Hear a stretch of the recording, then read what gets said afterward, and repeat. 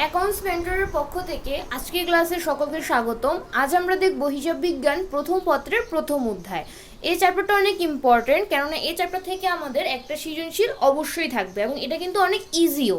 তো আমরা এক নজরে দেখে নিব যে এই অধ্যায় থেকে আমাদের কোন কোন জিনিসগুলো শিখতে হবে। প্রথমেই আমাদের প্রারম্ভিক মূলধন অথবা উত্তোলনের পরিমাণ, যেটা আমাদের ক নং প্রশ্নের জন্য ইম্পর্টেন্ট। তো কিভাবে আমরা প্রারম্ভিক মূলধন বের করব? আমরা প্রারম্ভিক সম্পদ থেকে প্রারম্ভিক দেয়, অর্থাৎ হিসাবকালের 1 তারিখে আমাদের যে প্রারম্ভিক সম্পদগুলো প্রশ্নের শুরুতে দেওয়া থাকে, একদম প্রথমে দেওয়া থাকে, সেটা হচ্ছে আমাদের প্রারম্ভিক সম্পদ, এবং ওখানে কিন্তু আমাদের প্রারম্ভিক দায় এবং প্রারম্ভিক সম্পদ দেওয়া থাকে। তো আমরা প্রারম্ভিক সম্পদ থেকে প্রারম্ভিক দায় বিয়োগ করে প্রারম্ভিক মূলধন বের করব।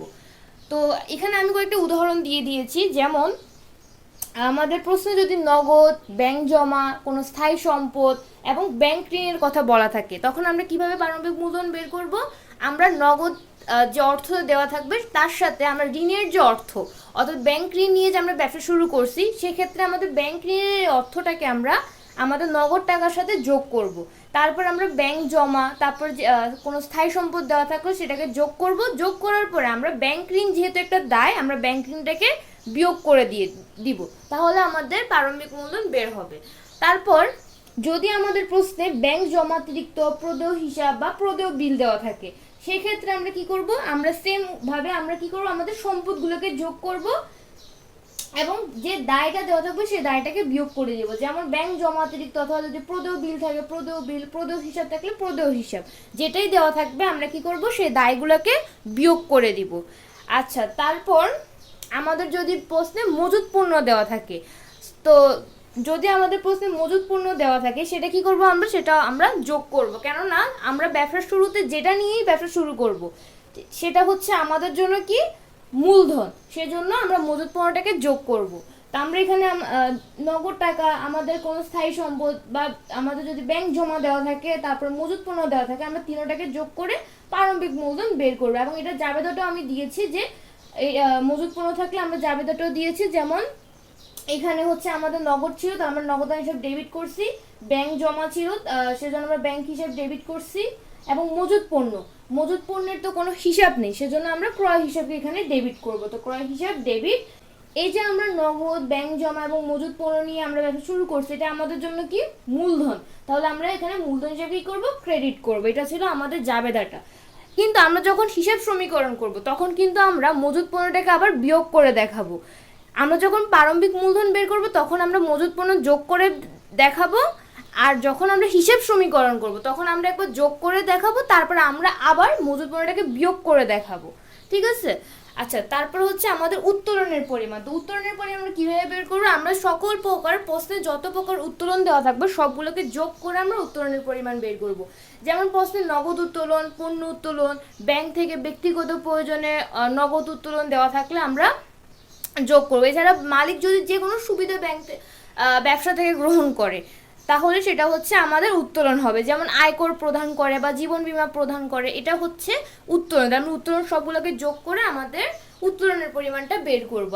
হিসাবের শ্রেণীবিভাগ ও হিসাব খাত নির্ণয়, এটা হচ্ছে আমাদের খ নং কোশ্চেনের জন্য ইম্পর্টেন্ট। তারপর হচ্ছে কারণসহ ডেবিট ক্রেডিট নির্ণয়। আমরা ডেবিট ক্রেডিট নির্ণয় করার জন্য যে ছকটা করবো, সেই ছকটা একটু আমরা দেখি। তো আমাদের প্রথমে তারিখের জন্য একটা ঘর দিতে হবে, সংশ্লিষ্ট হিসাবের জন্য একটা ঘর দিতে হবে, ডেবিট ক্রেডিটের জন্য একটা ঘর দিতে হবে, টাকার জন্য একটা ঘর দিতে হবে, এবং কারণের জন্য একটা ঘর দিতে হবে। আর যখন বলবে কারণ সহ ডেবিট ক্রেডিট, আর যদি কারণ সহ না বলে শুধু ডেবিট ক্রেডিট বলে, তাহলে আমাদের কারণের ঘরটা না দিলেও চলবে। তবে আমি বলবো দেওয়ার জন্য, কারণ অনেক সময় টিচাররা কারণ না দেওয়ার জন্য নাম্বার কেটে দেয়, সেজন্য আমি বলবো যে কারণের জন্য একটা ঘর অবশ্যই দেওয়ার জন্য। একটা লেনদেন এখানে আমি দিয়েছি, লেনদেন আমরা এখন দেখি। নগদ 1 লাখ, ব্যাংক জমা 20,000, আসবাবপত্র 50,000 ও ব্যাংক ঋণ 20,000 টাকা নিয়ে ব্যবসা শুরু করছি।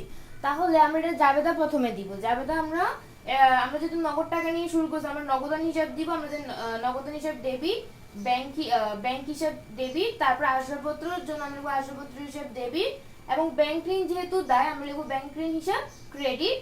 এবং মূলধন, আমরা যে এই যে জানুয়ারির 1 তারিখে আমরা যেটা নিয়ে শুরু করি, সেটা হচ্ছে মূলধন। সেজন্য মূলধনের জন্য একটা ঘর দিব, মূলধন হিসাব ক্রেডিট। আচ্ছা, তারপর টাকার অঙ্ক আমরা কিভাবে লিখবো? আমরা জানি যে ব্যাংক ঋণ যখন দেওয়া থাকবে তখন আমরা ব্যাংক ঋণের এই অর্থটা নগদ টাকার সাথে যোগ করব। তাহলে আমাদের নগদ ছিল 1,00,000, 1,00,000-এর সাথে যদি আমরা ব্যাংক ঋণের অর্থটা যোগ করি তাহলে আমাদের হবে হচ্ছে 1,20,000। তারপরে আমরা কারণ দিব সম্পদ বৃদ্ধি, যেহেতু আমাদের নগদ টাকা বৃদ্ধি পেয়েছে আমরা লিখবো সম্পদ বৃদ্ধি। তারপরে ব্যাংক জমা, এটা একটা সম্পদ, তাহলে আমরা এখানে কারণ দিব সম্পদ বৃদ্ধি এবং টাকা হচ্ছে 20,000।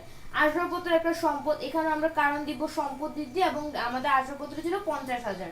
তারপরে ব্যাংক ঋণ যেহেতু দায় আমরা এটা ক্রেডিট করছি এবং টাকা কত ছিল 20,000, 20,000 লিখবো এবং এটা যেহেতু দায় আমরা লিখবো দায় বৃদ্ধি।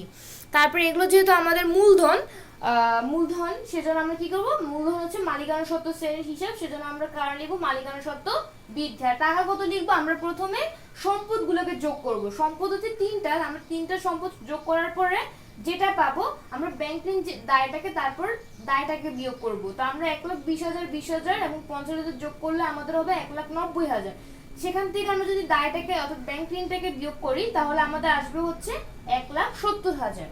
তাহলে এটাকে উদাহরণের মাধ্যমে আমরা দেখালাম। তারপরে আমাদের এই অধ্যায় থেকে যেটা ইম্পর্টেন্ট সেটা হচ্ছে মালিকানা সত্ত্ব অথবা আয় বিবরণী। আমাদের যে কোনো একটা আসতে পারে, অথবা মালিকানা সত্ত্ব অথবা আয় বিবরণী। আয় বিবরণী আমরা কিভাবে বের করব? আয় বিবরণী আমরা কিভাবে করব, আমরা হচ্ছে যে আয়গুলো দেওয়া থাকবে সে আয়গুলো থেকে জাস্ট ব্যয়গুলোকে বিয়োগ দিয়ে দিব। আয় কোনগুলো? এই যে পণ্য বিক্রয়, এছাড়া বিনিয়োগের সুদ, তারপরে ব্যাংক জমার সুদ, কমিশন প্রাপ্তি, এগুলো হচ্ছে আমাদের আয়। আমরা আয় থেকে ব্যয়গুলোকে বিয়োগ করে দিব, তাহলে কিন্তু আমরা আয় বিবরণী করতে পারবো। মালিকানা সত্ত্ব আমরা কিভাবে বের করব? মালিকানা সত্ত্ব বের করার জন্য আমরা মূলধনের সাথে আয় গুলাকে যোগ করব, ব্যয়গুলোকে বিয়োগ করব এবং উত্তোলনকে বিয়োগ করব। মূলধন বলতে প্রারম্ভিক মূলধন এবং যদি অতিরিক্ত মূলধন থাকে সে অতিরিক্ত মূলধনকে বলতেছি আমি। তারপরে আয় গুলাকে যোগ করব, ব্যয় বিয়োগ করব এবং উত্তোলনকে বিয়োগ করব, তাহলে আমরা মালিকানা সত্ত্ব বের করতে পারবো। তারপরে আমাদের মোস্ট ইম্পর্টেন্ট হচ্ছে হিসাব সমীকরণ। হিসাব সমীকরণ আমাদের গণং প্রশ্নে বলবে যে হিসাব সমীকরণ করো, তো আমরা গণঙে হচ্ছে হিসাব সমীকরণটা করব। তো আমরা যদি এই চ্যাপ্টার থেকে এই অংশগুলো দেখি তাহলে অবশ্যই আমরা এই চ্যাপ্টার থেকে 10-এ 10 অবশ্যই পাবো।